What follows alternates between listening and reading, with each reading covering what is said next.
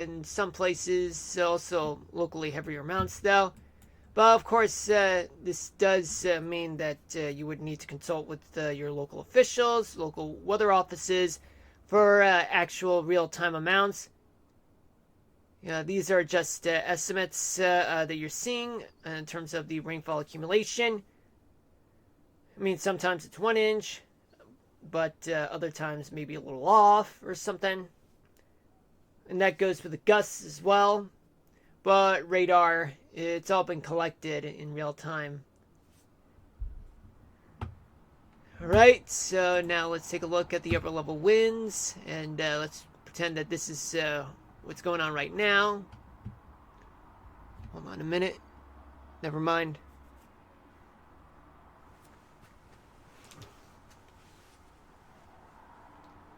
Alright, so let's take a look.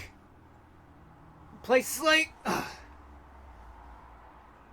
like the southeast and the lower Mississippi Valley, they do have a trough there.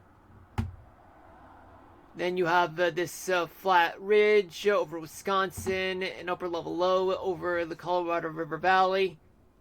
But yet that does translate to a trough. Hold on a minute.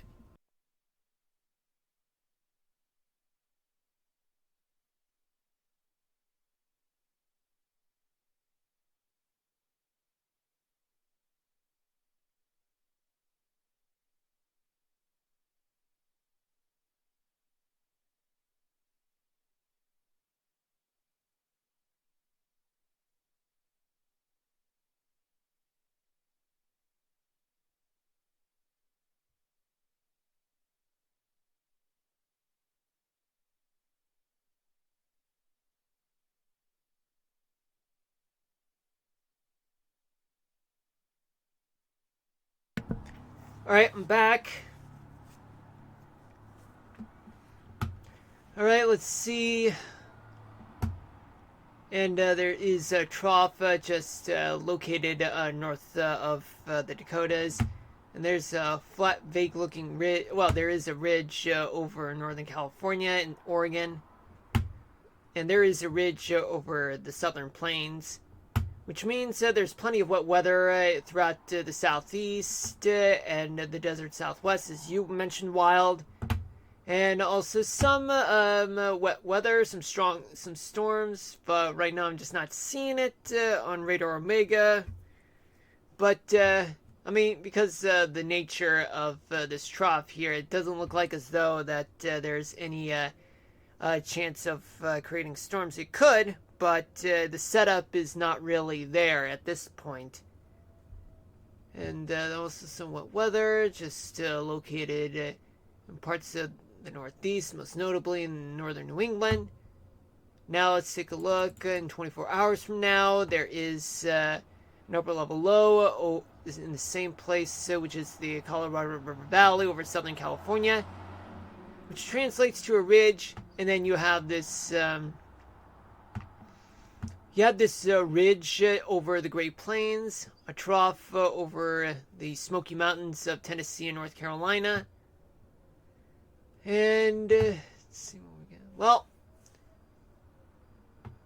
right now, this does indicate that there could be some wet weather throughout the East Coast tomorrow, and as well as more wet weather in the desert Southwest, but moving into the Rockies and parts of the Pacific Northwest too.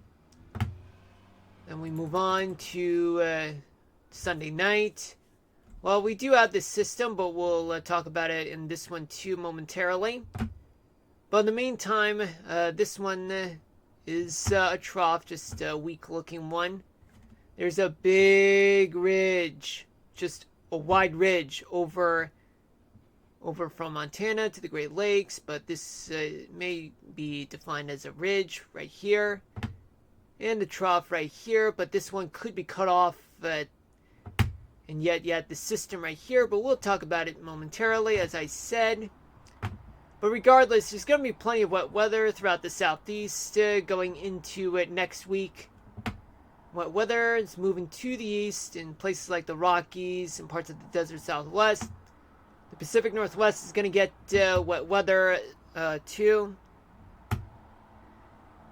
And a little bit of wet weather throughout places like the Great Plains, too. You might get some. And finally, by Monday night, it's going to be it's going to be an upper level low. It might get cut off. But this also could signal a Rex block. You know, Rex block could form here, which means that there's going to be plenty of warm air, warm moist air to go around. Yet cooler and dry air moving into the southeast. But because of this system that could potentially affect the southeast, well, that can make things worse.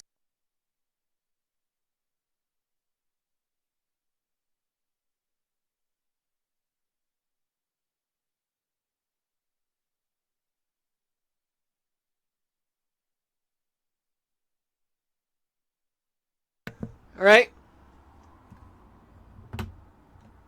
But yet, plenty of storms about to make its move throughout much of the west coast and the interior parts of the west too, all the way to the Great Plains. Somewhat weather could occur there, but the thing is that dry weather could be a factor throughout parts of the southeast. But warm, moist weather can make its way into the Mid-Atlantic.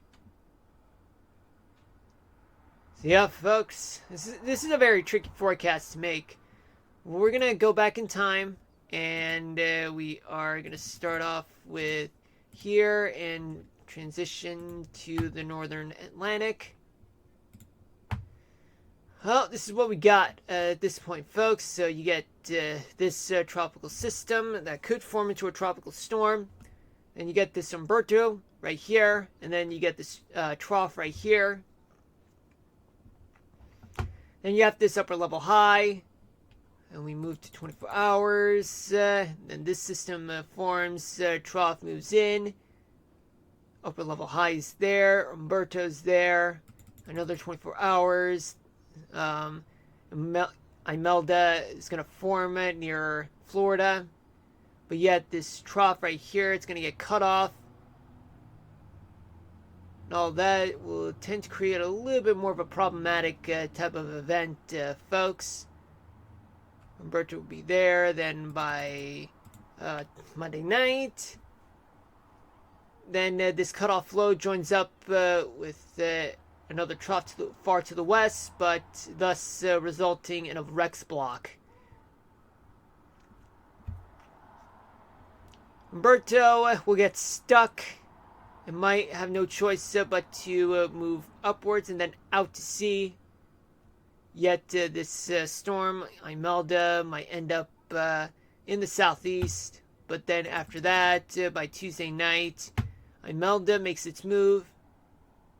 Bring in plenty of more wet weather throughout the southeast.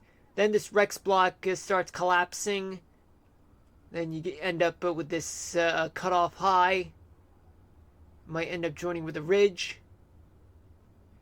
This ridge right here, that's it's weak, but this one, Umberto, it's going to meet up with a trough at some point. Now moving into Wednesday night. Yep, a trough makes its move. It's formed. But yet this cutoff flow, this Rex block gets demolished. Then that's it for Imelda. Then we move into next Thursday night. Next Thursday night, it'll be out of here, but nothing much is going to happen throughout much of the Atlantic by far, but maybe this one right here could form next Friday. That's it. I mean, you do have this cutoff low as a result, with this trough leaving it behind. Dry air moves in. But then after that, it's all an open question at this point. Then we transition to the European model. Potential Imelda's here. Humberto's right here. A trough's right here. And an upper level high's here.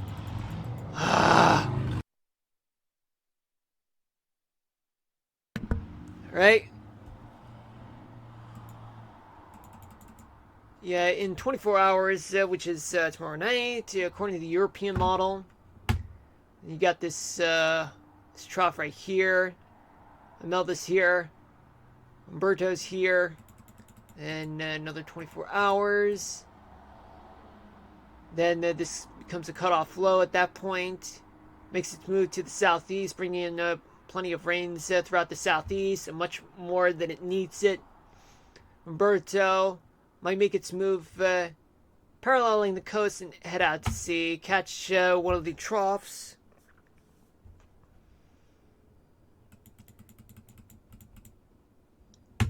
Then you have Imelda, bringing in plenty of strong winds and rain, but may not result in a hurricane though. But Umberto does have potential of growing stronger though. Then it's all joined up with this cutoff low by Monday night. And by Tuesday night, it gets bigger. Umberto makes his way out of here. Then it creates its own upper level low. Upper level low at its own trough.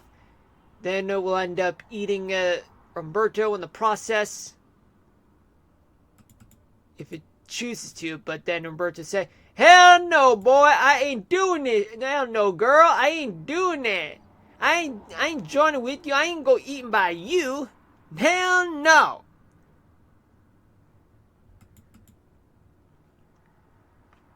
So thus, Imelda, or the remnants of Imelda, it's going to end up with another trough, and Umberto says that you're not my type, babe. Imelda, let me tell you something. I am not interested in dating you at this moment. I'd rather catch another trough than go out with you or be eaten by you. Question.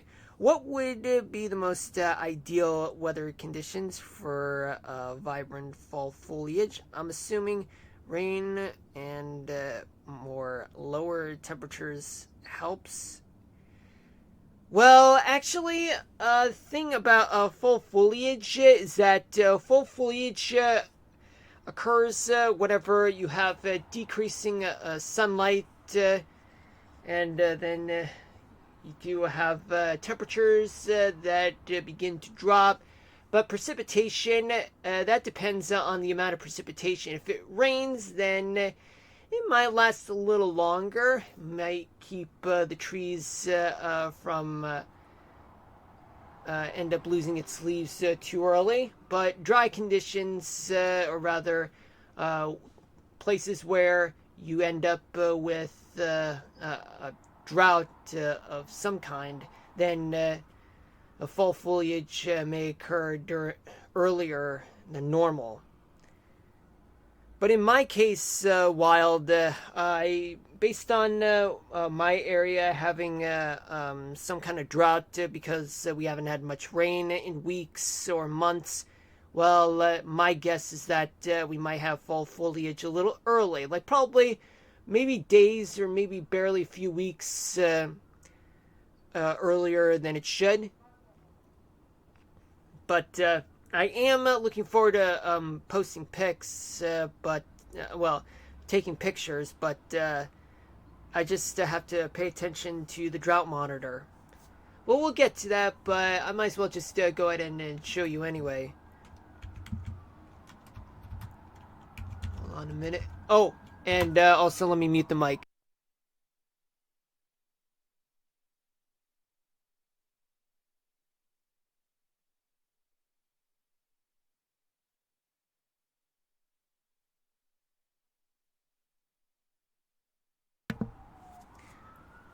But right now in my area, we do have more or less of a mild to moderate type of drought, like abnormally dry to moderate drought in my area. Well, your area, while even though you're in Canada, but there's hardly much drought that's going on. So in other words, maybe just about days or a few weeks earlier for